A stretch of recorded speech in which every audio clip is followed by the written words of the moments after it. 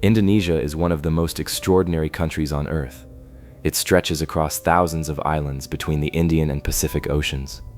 From the western edge of Sumatra to the mountains of Papua, the country covers an enormous distance. But Indonesia is not one continuous piece of land. It is a vast archipelago, thousands of islands separated by seas, straits, channels, and open ocean. And this creates a unique problem for anyone who wants to conquer it. A land army can move across a border. It can capture a city. It can advance along a road. But in Indonesia, there is rarely a single road to victory. An invading force might capture one island, but thousands of islands would still remain. It might seize a major port, but the country would continue beyond the horizon. It might occupy a capital, while resistance continued somewhere else, hundreds or even thousands of kilometers away. This is the first great defense of Indonesia. Its geography refuses to create a single battlefield. Instead, the country is divided into countless strategic spaces.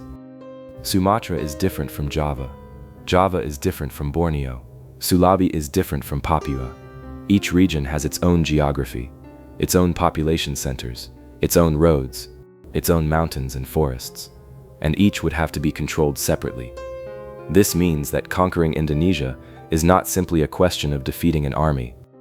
It is a question of controlling an entire network of islands, and that is a much greater challenge. An invader must think beyond the first victory. What happens after the capital falls? What happens after the largest island is occupied? What happens when the next island is hundreds of kilometers away? The problem becomes clear. Indonesia is not one country that must be conquered once. It is a country that must be conquered again and again and again. Every island creates another problem. Every sea creates another obstacle. Every distance creates another logistical demand. And the farther an invading force spreads, the harder it becomes to maintain control. This is why the size of Indonesia is not measured only by its land. Its real scale is also found in the spaces between the land. The ocean itself becomes part of the battlefield. And that brings us to the first major question. What happens when an invading army cannot simply march toward its objective? What happens when the next step of the invasion requires crossing the sea? For an invading army, the sea changes everything. On land, an army can move with its vehicles, supplies, and artillery. It can build roads, repair bridges, move reinforcements. But an archipelago creates a different kind of war. Every major movement between islands requires transportation. Ships, landing craft, ports, fuel, navigation, and protection from attack. The ocean becomes a barrier that must be crossed again and again. An invading force might successfully land on one island, but that victory does not automatically open the way to the next. Instead, another stretch of water stands between them. Then another, and another. This creates what could be called a chain of military problems. The first island must be captured, then supplied, then defended, then connected to the next island. And all of this must happen while the enemy still has the ability to resist. The further an army spreads across an archipelago, the more complicated its supply network becomes. A force occupying one island depends on ships traveling across the sea. Those ships depend on ports. The ports depend on security. And the entire system depends on maintaining control over the waters between them.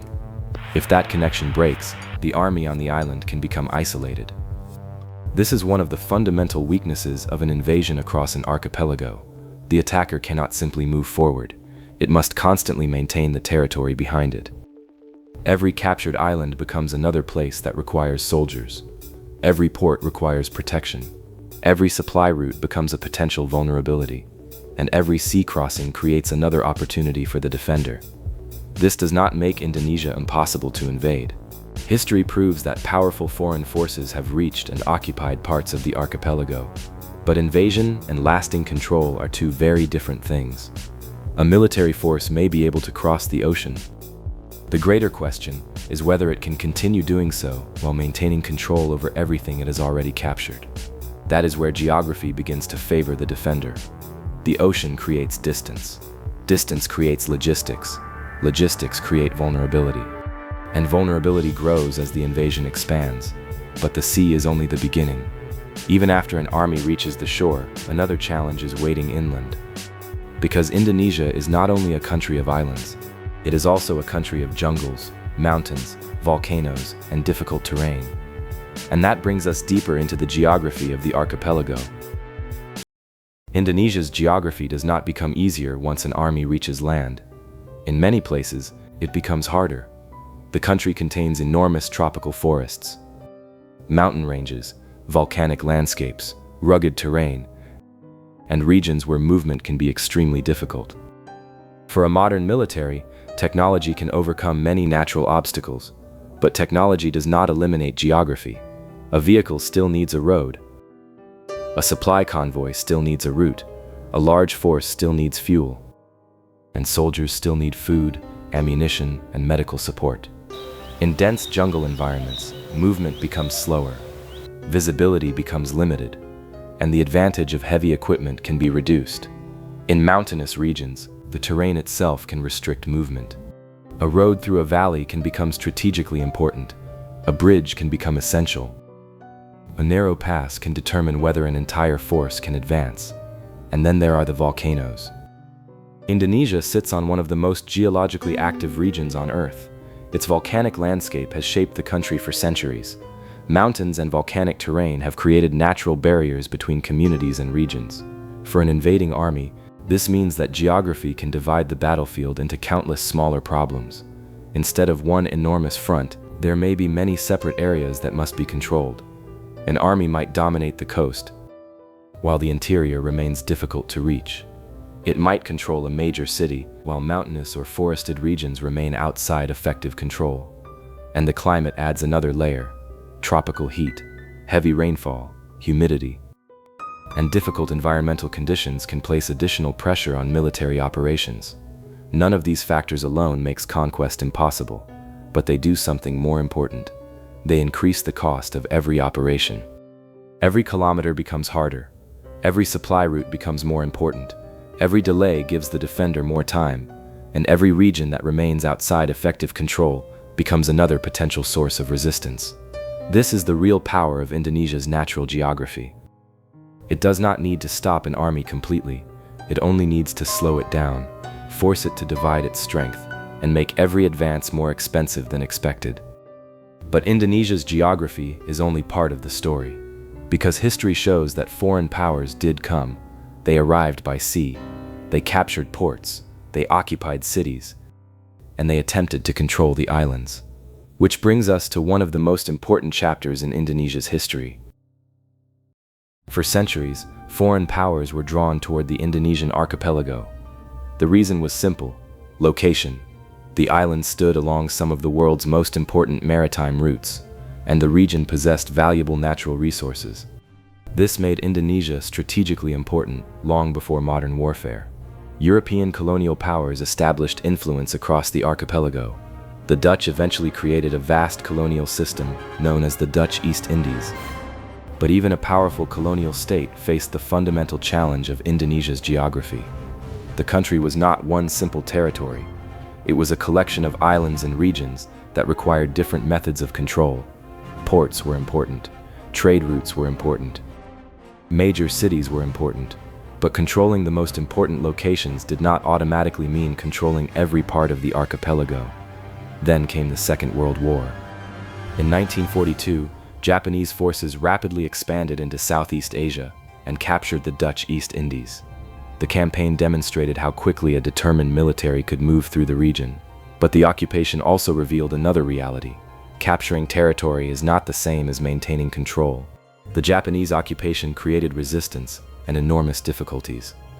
The archipelago remained geographically fragmented, and the enormous distances between regions continued to matter. The lesson was becoming clear. An invading power can defeat an army. It can capture cities. It can occupy ports. But lasting control requires something much greater. It requires administration, transportation, supplies, communication, and the ability to maintain authority across enormous distances. This is the difference between invasion and conquest. An invasion can be measured in victories. Conquest must be measured in control. And in Indonesia, control is complicated by geography.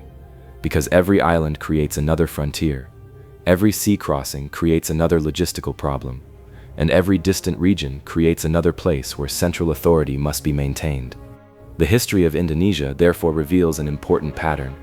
Foreign powers could enter, they could occupy, they could dominate important areas, but controlling the entire archipelago was always a much more complex challenge. And that challenge becomes even clearer when we imagine what a modern large-scale invasion would actually require. Because in Indonesia, there may be no single front line. Instead, there could be thousands of possible frontiers. Imagine an invading army trying to conquer Indonesia. Where does it begin? At the largest island? At the capital? At a major port? At the country's western edge? Whatever the answer, the problem remains.